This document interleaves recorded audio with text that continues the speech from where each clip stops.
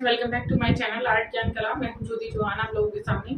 और आज मैं आपको बताने जा रही हूँ, यहाँ पर 27 जून को चंडीगढ़ टीजीटी का एग्जाम हुआ था। और चंडीगढ़ टीजीटी का जो एग्जाम है मैं यहाँ पर आपको आज सॉल्व करा रही हूँ। काफी हेल्पफुल है आप लोगों के लिए, स्पेशली मैं कहूंगी जिनका एग्जाम होने वाला है, या फिर हम लोग बात करें कि जो डीएसएसबी का जो एग्जाम होने वाला है, उत्तराखंड का एग्जाम होने वाला है, उन सब के लिए काफी हेल्पफुल है। तो इसकी आंसर की भी आ चुकी है, ये पेपर आप लोगों के साथ शेयर कर दिया जाएगा। आई होप शायद आप लोगों को मिल भी गया हो। तो थोड़ा डिटेल से मैं यहाँ पर आपको बताने वाली हूँ। और दूसरी चीज, मेरे बैचेस चल रहे हैं और राजस्थान ग्रेड 1 का बैच लाइव हो चुका है। तो जो लोग ज्वाइन करना चाहते हैं वो लोग ज्वाइन कर सकते हैं। अब यहाँ पर हम बात करेंगे, पहला क्वेश्चन है, फटाफट से करेंगे। नोत्रे डेम द पेरिस का चर्च किस कला शैली की प्रतिनिधि इमारत है? तो नोत्रे डम जो मतलब the church of Notre Dame the Paris is a representative building. तो ये जो है आपकी यथार्थवादी गोथिक घनवाद या दादावाद शैली का है। किस शैली का है? तो ये आपका आंसर हो जाएगा बी, यानी जो निर्मित है ये गोथिक शैली की प्रसिद्ध इमारत के रूप में ही जाना जाता है। ठीक है, किस इमारत के रूप में जाना जाता है? गोथिक शैली की। नेक्स्ट पर चल लेते हैं। नेक्स्ट है, निम्न में से कौन अकबर के 9 रत्नों में से नहीं है? अकबर के दरबार में 9 रत्न थे, ये तो बात आप जानते हैं। इनमें से कौन नहीं है? अब्दुल रहीम खान खानन, अबुल फजल, नैनसुख, टोडरमल। तो आपको पता है कि नैनसुख जो है वो नहीं है। ठीक है, नैनसुख नहीं है। नैनसुख पहाड़ी चित्रकला के कलाकार हैं। ठीक, आंसर हो जाएगा सी। नेक्स्ट पर चलते हैं। नेक्स्ट क्वेश्चन है, फ्रेस्को को कवर करने के लिए कौन सी वार्निश इस्तेमाल की जाती है? अब आपको जो मैंने क्लासेस दे रखी हैं प्लेलिस्ट में पड़ी हुई है, उसमें मैंने फ्रेस्को के बारे में भी बताया हुआ है। तो एक वार्निश का इस्तेमाल किया जाता है फ्रेस्को, क्योंकि 2 प्रकार की होती है, ब्यूनो और सेको। तो ब्यूनो में आप देखेंगे अकीक पत्थर का इस्तेमाल किया जाता है। यहाँ पर खाली जो फ्रेस्को के लिए मतलब दोनों में ही इस्तेमाल जो की जाने वाली एक वार्निश है, वो वार्निश कौन सी है? वैक्स वार्निश है, क्लियर वार्निश है, उपयुक्त दोनों है, या इनमें से कोई नहीं है? तो आंसर आपका क्या हो जाएगा इनमें से? कि फ्रेस्को को कवर करने के लिए जो वार्निश आपकी होती है वो वैक्स वार्निश का इस्तेमाल किया जाता है। किस वार्निश का इस्तेमाल किया जाता है? वैक्स वार्निश का इस्तेमाल किया जाता है। यानी ऑप्शन नंबर ए आपका राइट हो जाएगा। क्लियर वार्निश का भी नहीं किया जाता और दोनों का भी नहीं किया जाता है। तो आंसर इस प्रकार से क्या है? Wax varnish. ठीक है, नेक्स्ट पर चलते हैं। आर्मेचर विधि का सही क्रम हम लोगों को बताना है कि आर्मेचर जो विधि है आपकी वो क्या है। तो सबसे पहले हम लोग बात करेंगे कि आखिर आर्मेचर विधि है क्या, उसके बाद मैं यहाँ पर आपको बताऊंगी। तो जो आर्मेचर है आपका, वैसे 2 चीजों को कहा जाता है। एक आपका जो चुंबक होता है, जो मैग्नेट होता है, उसको पीसा जाता है। दूसरा विद्युत चीजों को जो पीसा जाता है उनको भी आर्मेचर कहा जाता है। तो वो आर्मेचर पाउडर बनता है। एक चीज होती है आपकी जो इलेक्ट्रिकल पार्ट्स कुछ होते हैं, इंजीनियरिंग के जो पार्ट्स होते हैं, उनको भी आर्मेचर कहा जाता है। यहाँ पर विधि पूछी है तो अभी आपको पता चल जाएगा, यहाँ पाउडर से रिलेटेड ही यहाँ पर जो है विधि है, जो मैंने सेकंड वाली आपको बताई है, जाल कास्टिंग ग्लेजिंग आर्मेचर। तो इसकी जो प्रोसीजर है इसको बनाने का, वो प्रोसीजर पूछा गया है कि आर्मेचर की विधि क्या है। तो आंसर हो जाएगा इसका, आर्मेचर की जो विधि है आपकी वो कहलाएगी, यानी आपका फर्स्ट नंबर की अगर हम लोग बात करें तो पहले जाल आएगा, उसके बाद आर्मेचर आएगा, उसके बाद आपका मैंने क्या बताया, आर्मेचर की विधि। तो आर्मेचर की जो विधि है, हाँ, पहले जाल आएगा, आर्मेचर आएगा, उसके बाद आपका ग्लेजिंग आएगा, और उसके बाद आपका कास्टिंग आएगा। उसको सबको मिक्स करेंगे, कास्ट करेंगे, मेल्ट करेंगे, उसके बाद ग्लेज करेंगे। ठीक है, तो इस तरह से आपका आंसर हो जाएगा, यानी बी आंसर, बी ऑप्शन आपका राइट हो जाएगा। ऑप्शन नंबर बी आपका राइट हो जाएगा। ठीक है, कौन सा राइट हो जाएगा? ऑप्शन बी राइट हो जाएगा। नेक्स्ट क्वेश्चन पर चल लेते हैं। नेक्स्ट क्वेश्चन है आपका,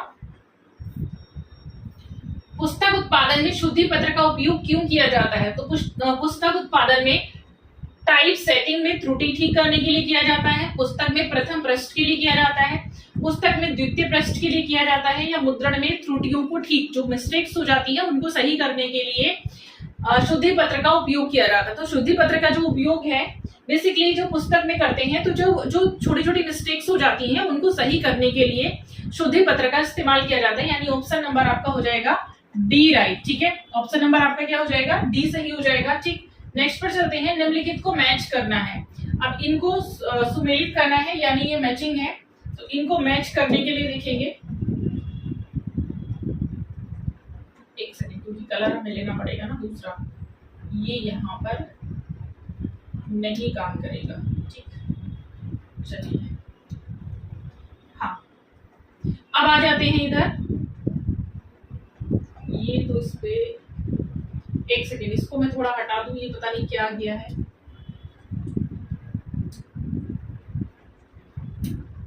ठीक, चलिए अब आगे कर लेते हैं, इसको मैचिंग कर लेते हैं। ठीक है, चलिए कोई बात नहीं, हमें ऑप्शन दिखाई दे रहे हैं, हमें मैच करना है, कुल मिला के बात है ये। ठीक है, तो मैचिंग करने के लिए हमें क्या करना पड़ेगा, तो पहला जो है बाहोस को मिलाना, बाहोस जो आंदोलन है आपका वो आएगा आपका, अरे ये फिर भी वाइट है,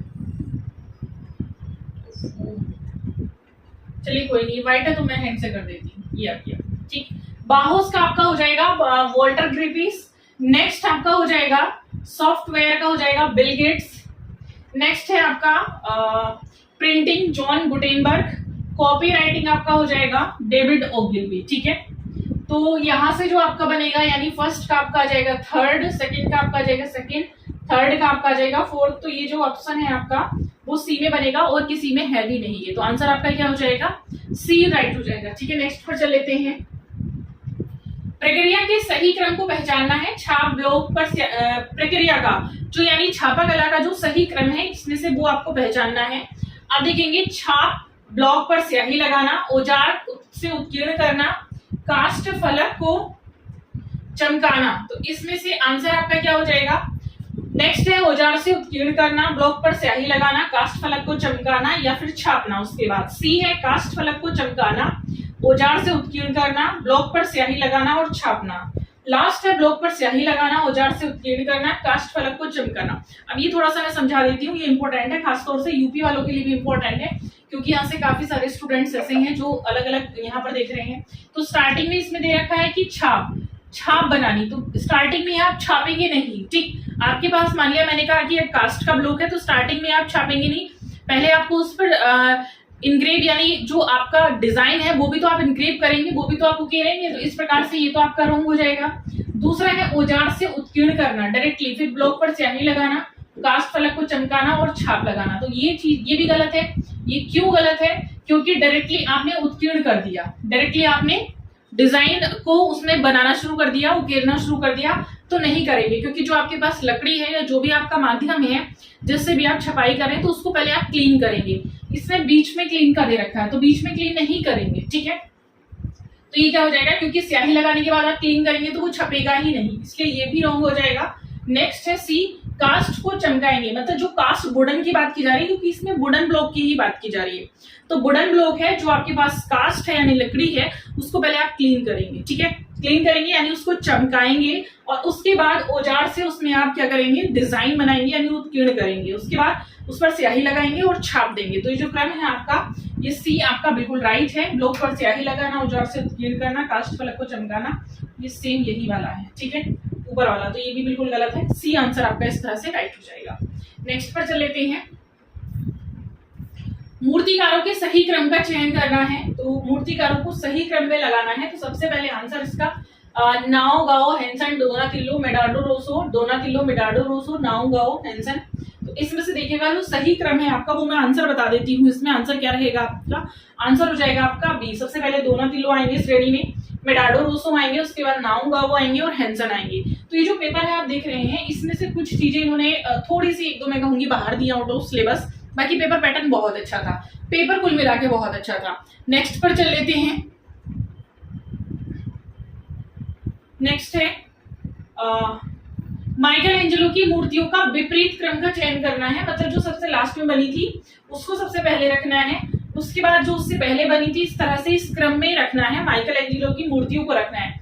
Pieta, Bacchus, Madonna of the Stairs, David. Next है David, Pieta, Bacchus, Madonna of the Stairs. C है Bacchus, Pieta, Madonna of the Stair या डेविड। लास्ट है Madonna of the Stair, Bacchus, Pieta, David. इसका जो क्रम हो जाएगा आपका, तो ये हो जाएगा कि डेविड बनी थी, क्योंकि डेविड इन्होंने लास्ट में बनाई थी, तो उल्टे क्रम से रखना है। उसके बाद पिएटा, उसके बाद बैंकर्स, मेडोना ऑफ द स्टेयर, आप इसको ऐसे कर सकते हैं सीधा सा। एक इसका मैं बहुत ही सिंपल तरीका आपको बता देती हूँ, क्योंकि अपोजिट क्रम पूछा गया। तो सबसे पहले इन्होंने मेडोना ऑफ द स्टेयर्स बनाया था, तो यहां से चल लेंगे, ठीक है। उसके बाद इन्होंने बेकर्स बनाया था, उसके बाद पिएटा बनाया, लास्ट में इन्होंने डेविड की प्रतिमा बनाई थी। तो आप इसको उल्टा चल लेंगे तो आपको आंसर इजीली मिल जाएगा। क्लियर है? तो आंसर इस प्रकार से क्या हो जाएगा, बी हो जाएगा आपका। नेक्स्ट पर चल लेते हैं। नेक्स्ट है, निम्नलिखित में से किस सिद्धांत ने विवेचनावाद के अभ्युदय को आलंबन प्रदान किया था? नव शास्त्रीयवाद, यथार्थवाद, रोमांसवाद या फाववाद? तो यहाँ पर जो आलंबन प्रदान किया गया था वो फाववाद को प्रदान किया गया था, ठीक है। आंसर इस प्रकार से डी हो जाएगा। नेक्स्ट पर चलेंगे। बलेरिना मूर्ति किसके द्वारा बनाई गई है? Who created the ballerina statue? तो बलेरिना मूर्ति को जो क्रिएट किया था वो किसके द्वारा? एडगर देगा, कॉन्स्टेंटिन ब्रांकोसी, वासिल कैडिस्की या हेनरी मूर। जितने भी यहाँ पर आप लोगों ने देखा दे रखे हैं वो सबके सब क्या हैं? मूर्तिकार हैं। तो ये जो मूर्ति बनाई थी बलेरिना की मूर्ति, ये एडगर देगास के द्वारा बनाई गई थी, यानी आंसर आपका हो जाएगा ए। नेक्स्ट पर चल लेते हैं। 19वीं शताब्दी में यूरोप में बनाई गई पेंटिंग समूह को ब्लैक पेंटिंग के नाम से किसने नाम दिया था? 19वीं शताब्दी की बात की जा रही है, यूरोप की बात की जा रही है कि जो पेंटिंग बनाई गई थी उसको नाम दिया गया था। शायद आपके दिमाग में आ गया होगा मैं क्या बताना चाह रही हूँ। ब्लैक पेंटिंग नाम दिया था। तो ब्लैक पेंटिंग ओनोर डोमियो ने, फ्रांसिस गोया ने, एडगर देगास ने, एडोर्ड मॉन्टेहे ने किसने दिया था? तो आंसर हो जाएगा आपका बी, यानी फ्रांसिस गोया ने ब्लैक पेंटिंग के नाम से संबोधित किया था, ठीक है। नेक्स्ट पर चल लेते हैं। ग्राफिक कलाकारों का एक समूह ग्रुप आर्ट की बात की जा रही है, और ग्रुप की आर्ट की स्थापना दिल्ली में 1968 ईस्वी में किसके द्वारा की गई थी? सोमनाथ बोस, जगमोहन चोपड़ा, शंको चौधरी, कृष्णा रेड्डी। आंसर बिल्कुल रेडी है आप लोगों का, यानी जगमोहन चोपड़ा। आपको समझ में आ गया होगा, ठीक है। ग्रुप आर्ट की स्थापना की गई थी, ठीक। वैसे इसमें ज्यादातर छापा कलाकार थे, छापा कलाकारों का ही एक तरह से ग्रुप था। विज्ञापन की निम्नलिखित प्रक्रियाओं को सही क्रम में रखना है। विज्ञापन की कौन कौन सी प्रक्रियाएं हैं? विज्ञापन से जो क्वेश्चन है वो यूपी में भी आता है, हल्का फुल्का क्वेश्चन आता है, डिटेल से ज्यादा नहीं आता है।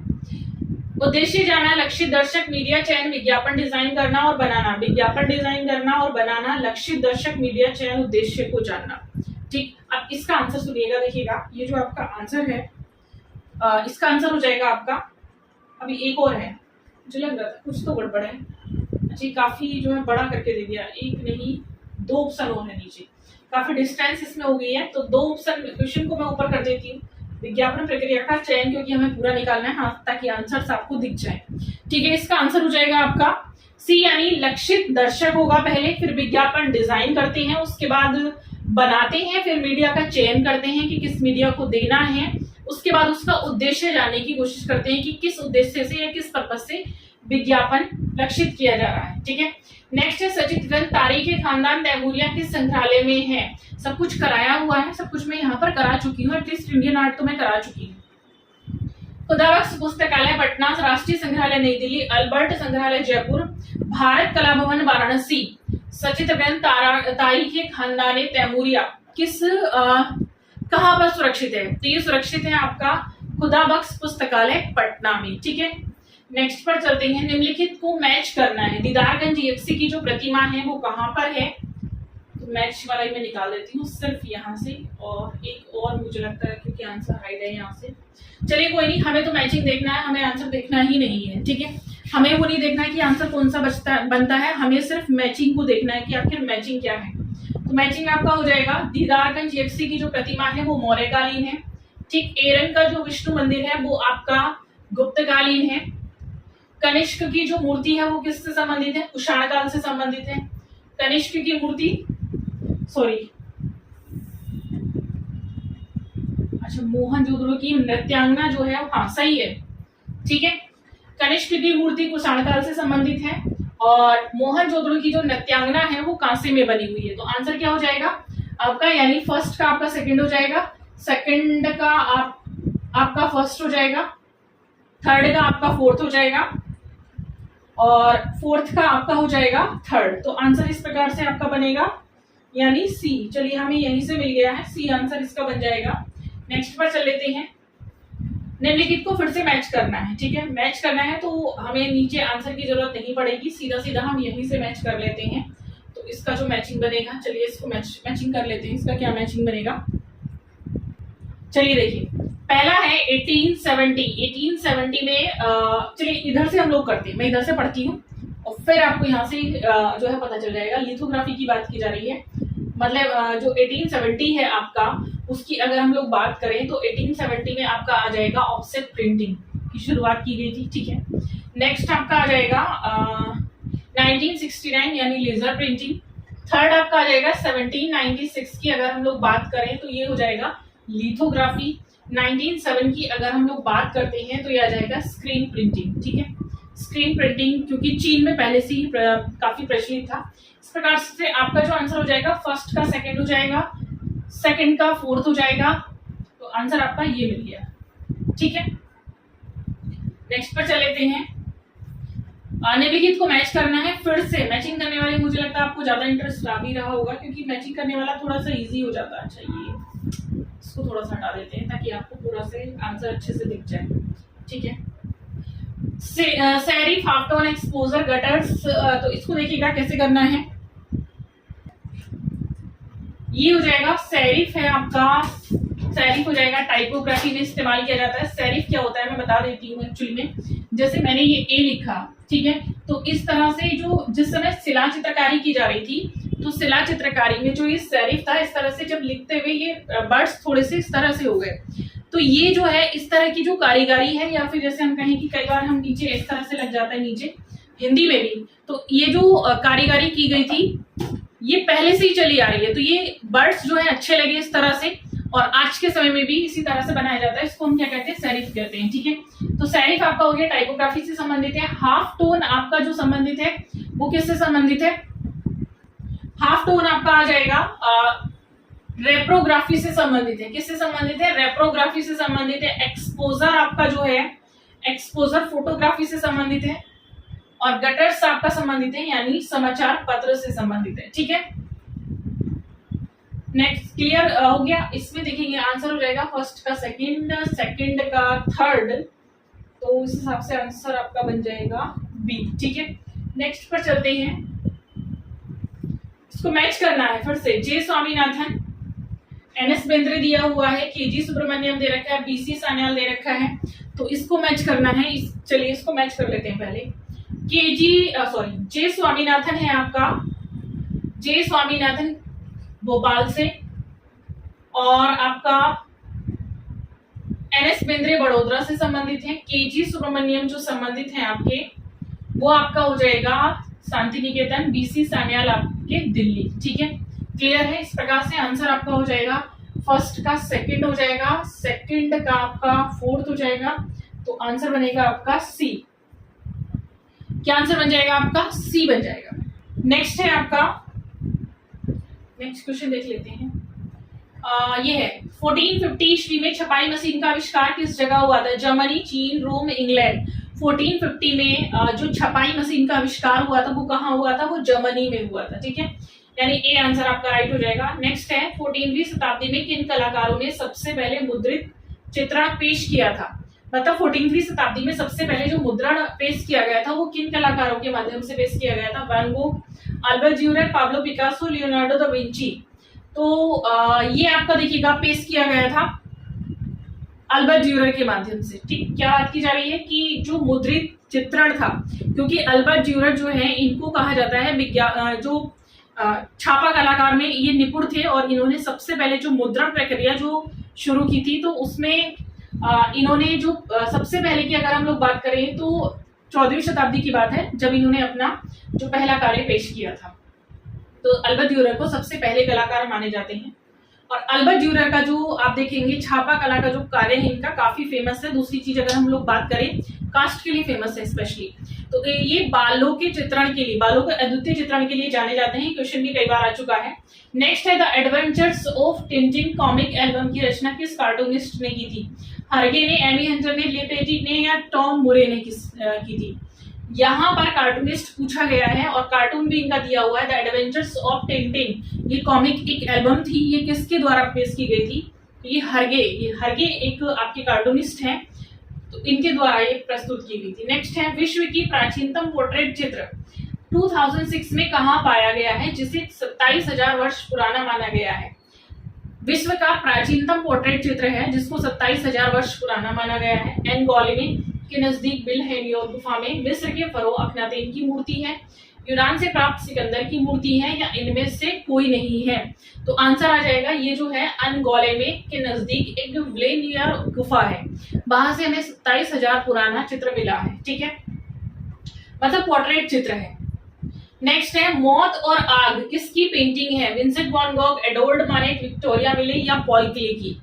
मौत और आग किसकी पेंटिंग है? तो ये आपका हो जाएगा, इस तरह की जो पेंटिंग बनाई थी वो पॉल क्ले के द्वारा बनाई गई थी। बड़ी अजीबोगरीब पेंटिंग बनाता था। किस कलाकार ने, नेक्स्ट क्वेश्चन है, पच्चीतकारी यानी मोजाइक जो टेक्निक थी उसमें काम किया है? पॉल क्ले ने, एडवर्ड मानेट ने, ऑस्कर कोकोस्का ने, या इनमें से किसी ने नहीं? तो किसने काम किया है? अभी हम लोगों ने बात भी की थी, तो पॉल क्ले ने मोजाइक पेंटिंग में भी काम किया, मतलब मोजाइक जो पच्चीकारी वर्क था इन्होंने उसमें भी वर्क किया है, यानी आंसर हो जाएगा ए। नेक्स्ट है वस्तु निरपेक्ष कला के महान प्रणेता कौन है? Paul Cezanne, Paul Klee, Wassily Kandinsky, Camille Pissarro. Answer इसका हो जाएगा आपका वासिल कैंडिस्की। वस्तु निरपेक्ष कला के जो महान प्रणेता हैं वो आपके हो जाते हैं वासिल कैंडिस्की, यानी सी आंसर आपका बिल्कुल राइट हो जाएगा। नेक्स्ट है द स्पिरिचुअल इन आर्ट नामक पुस्तक किसके द्वारा रचित है? इस पुस्तक को मैं जब भी क्लास में आती हूँ मैं बताती हूँ, पुस्तक बहुत इंपॉर्टेंट है, ये आपके मोस्टली एग्जाम में आती है, तो जो लोग आज यहाँ पर देख रहे हैं उनके लिए भी काफी इंपॉर्टेंट है। वासिल कैंडिस्की है, पीट मोड्रियन की है, फ्रांसिस्को गोया की है, या रेम्ब्रांड की है? ये जो पेंटिंग है, सॉरी पुस्तक है आपकी, ये वासिल कैंडिस्की के द्वारा रचित है। ध्यान रखेंगे आने वाले एग्जाम जितने भी हैं उन लोगों के लिए स्पेशली मैं कहूंगी ये पुस्तक आ सकती है, जितने भी आप लोग एग्जाम दे रहे हैं उनके लिए काफी हेल्पफुल रहेगी। नेक्स्ट है बाहो संस्था के सदस्य कौन थे? ये आंदोलन था, संस्था थी, तो इसके संस्थापक यानी मतलब सदस्य कौन थे? एमिल नोल्डे, मॉरिस डी ब्लामिंग, वासिल कैंडिस्की या जोआन मिरो? तो बाहो संस्था, अब देखिएगा ये दिया हुआ तो नहीं था लेकिन इसका आंसर देख लेंगे, इसके वासिल कैंडिस्की इससे जुड़े हुए थे, इसलिए क्वेश्चन आया हुआ है। ठीक है, वासिल कैंडिस्की से जुड़े हुए थे बाहो संस्था से। नेक्स्ट है द ब्लू राइडर पेंटिंग किस कलाकार की है? Edward Monet, Wassily Kandinsky, Vincent van Gogh, Joan Miro मतलब। तो ब्लू राइडर जो पेंटिंग है वो वासिल कैंडिस्की की है, यानी बी आंसर इसमें भी राइट हो जाएगा। किस कलाकार ने मेडोना को चित्रित किया है? फ्रांज मार्क, एडवर्ड मुंच, हेनरी मातिस या जोआन मिरो? मेडोना को चित्रित किया है, तो मेडोना को चित्रित करने वाले कलाकार कौन है? एडवर्ड मुंच है। ठीक है, कौन है? एडवर्ड मुंच, इन्होंने मेडोना को चित्रित किया है। नेक्स्ट है कौन सा आंदोलन जंगली जानवरों वाइल्ड बीस्ट की शैली से जुड़ा हुआ है? दादावाद, फाववाद, घनवाद या प्रभाववाद? अब देखिएगा क्या पूछा गया है कि जंगली जानवरों से जुड़ा हुआ है, तो इसमें एक कहानी आई थी, जंगली जानवरों के बारे में कहा भी गया है और आपको पता भी है ये किसकी हम लोग बात कर रहे हैं, ये फाववाद की बात कर रहे हैं। ठीक है, किसकी बात कर रहे हैं? फॉविज्म के जितने भी आर्टिस्ट थे, मतलब ये फॉविज्म का मतलब ही वो जंगलवाद से है, तो जंगली जो जानवर शब्द आता है, जंगली जानवरों की जो शैली से जुड़ी है वो फाववाद है। फाव शब्द ही एक्चुअल में जंगल से जुड़ा हुआ है। नेक्स्ट पर चल लेते हैं, कौन सा कलाकार डी स्टीजल कला आंदोलन का सदस्य है? Paul clay, Henry मातिस, Pablo Picasso, पीट मोड्रियन? तो कौन सा कलाकार पूछा गया है डी स्टीजल आंदोलन से संबंधित है? तो ये जो संबंधित है आपका, इनमें से आप देखेंगे आंसर हो जाएगा आपका पीट मोड्रियन।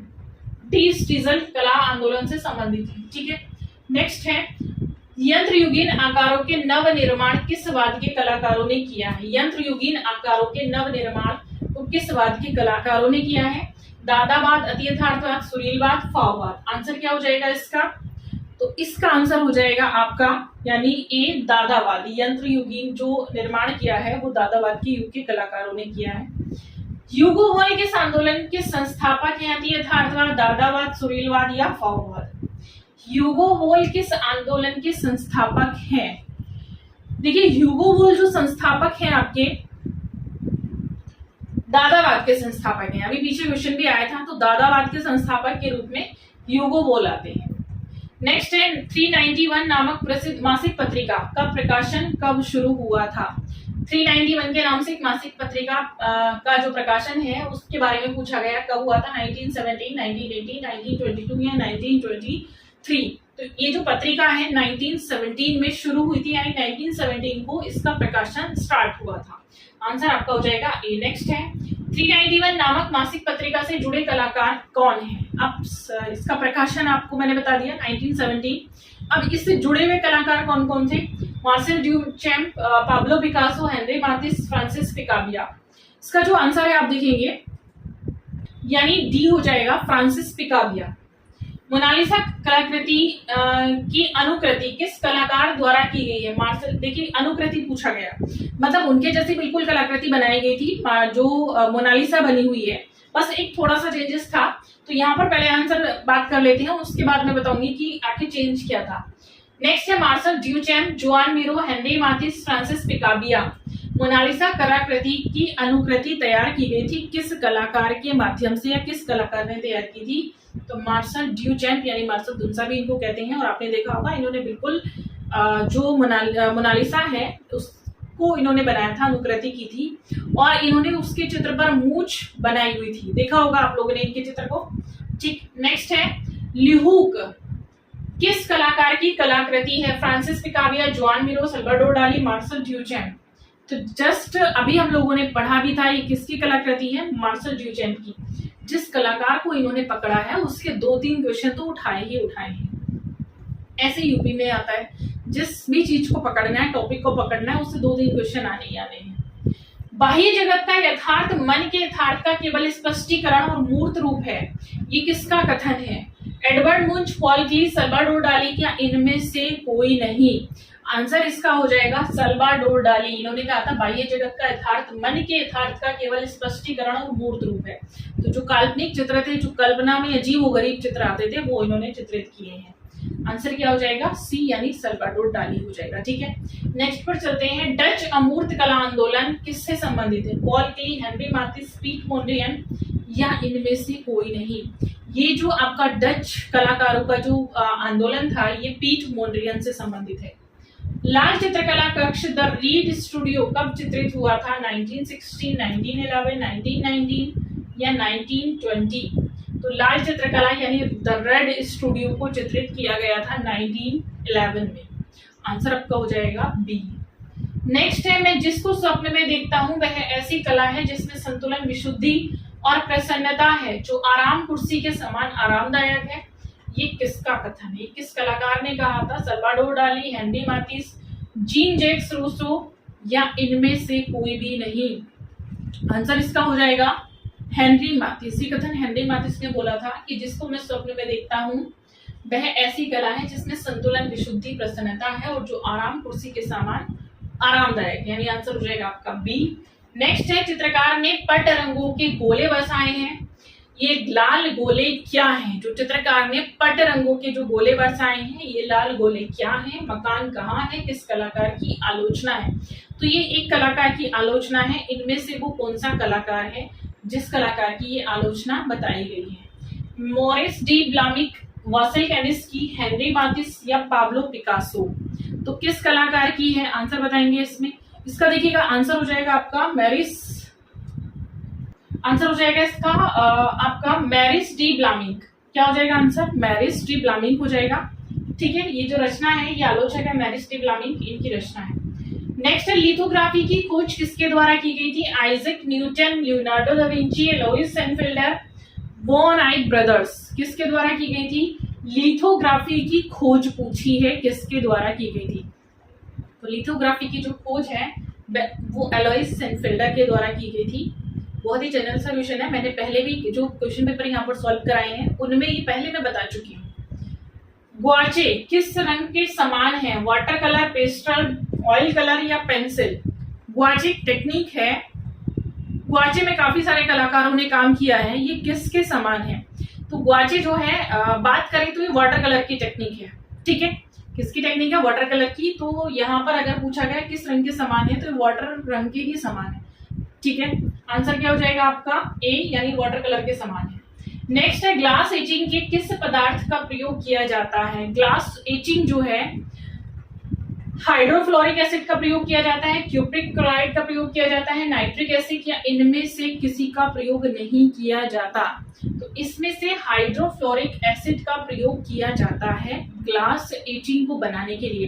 क्योंकि देखिएगा इसमें ऐसा क्यों आया है, क्योंकि जैसे हम लोग बात करते हैं एचिंग को बनाने के लिए हमें एसिड का प्रयोग करना होता है। ये सीधा सीधा वही है, ग्लास एसिड हो या कोई भी, आपको एसिड का प्रयोग करना है। ठीक, तो एसिड का जो प्रयोग है मोस्टली जो है हाइड्रोफ्लोरिक एसिड का प्रयोग होता है। ये बहुत ज्यादा तेज नहीं होता है। एसिड या अम्ल का इस्तेमाल किया जाता है, तो हाइड्रोफ्लोरिक एसिड का इस्तेमाल किया जाता है। हेल्वेटिका की फोन डिजाइनर कौन है? हेल्वेटिका जो फॉन्ट है आपका, टाइपिंग फॉन्ट है, उसके डिजाइनर कौन है? Aldous Huxley, Max Wertheimer, Max मेडिंग, गियाम्ब्लिस्टार, बोजोनी। तो इसके जो डिजाइनर हैं वो मैक्स मेडिंगर है। ठीक है, कौन है? मैक्स मेडिंगर है, यानी आपका आंसर हो जाएगा सी, क्योंकि मैक्स ऊपर भी है, मैं वही देखने वाली थी अभी। मैक्स मेडिंगर है। ठीक है, नेक्स्ट है आधुनिक विज्ञापन के जनक कौन है? बहुत ही सिंपल सा क्वेश्चन है। NW Ayer, Albert Lasker, William Coxon, David ओगलबी। यूपी में भी कई बार क्वेश्चन आया हुआ है। आंसर क्या हो जाएगा? पूछा क्या गया है? आप क्वेश्चन को ध्यान से देखेंगे। आधुनिक पूछा गया है। ठीक है, आधुनिक जो विज्ञापन के जनक हैं वो अल्बर्ट लास्कर हैं, डेविड ओगिलबी नहीं है। डेविड ओगिलबी विज्ञापन के जनक कहा जाता है। आधुनिक विज्ञापन के जनक की अगर हम बात करें तो अल्बर्ट लास्कर है। ठीक है, नेक्स्ट पर चल लेते हैं। सीसी की माप की इकाई कितनी है? आंतरिक विज्ञापन, रेडियो विज्ञापन, बाह्य विज्ञापन, समाचार पत्र विज्ञापन, सॉरी। तो सीसी की माप जो है उसकी इकाई क्या होती है? सीसी की माप की जो इकाई है वो होती है समाचार पत्र विज्ञापन की इकाई को सीसी की माप में मापा जाता है, यानी आंसर डी हो जाएगा। नेक्स्ट है वर्ली लोक कला का संबंध किससे है? गुजरात से, पश्चिम से, राजस्थान से या बिहार से? बरली लोक कला का संबंध आपका गुजरात से है। ये गुजरात की लोक कला है। ठीक है, अब इसके जो 50 क्वेश्चन है वो मैं आपको नेक्स्ट क्लास में कराऊंगी, समझा के ही, क्योंकि इसके बाद जो 50, क्योंकि इसमें 100 क्वेश्चन है, 150 में आज आपको यहाँ ले आई हूँ, 50 में आपको नेक्स्ट वीडियो में कराऊंगी। ठीक है, तो 50 को आप जितने भी क्वेश्चन मैंने आज आपको कराए हैं, चाहे यूपी वाले एग्जाम देने वाले हो यहाँ पर या फिर अदर जो भी एग्जाम देने वाले यहाँ पर स्टूडेंट्स को देख रहे हैं, उनके लिए काफी हेल्पफुल है। ठीक, तो नेक्स्ट क्लास में मैं आपको बाकी के बचे 50 क्वेश्चन कराऊंगी। मिलेंगे नेक्स्ट क्लास में जल्दी ही। Thank you so much.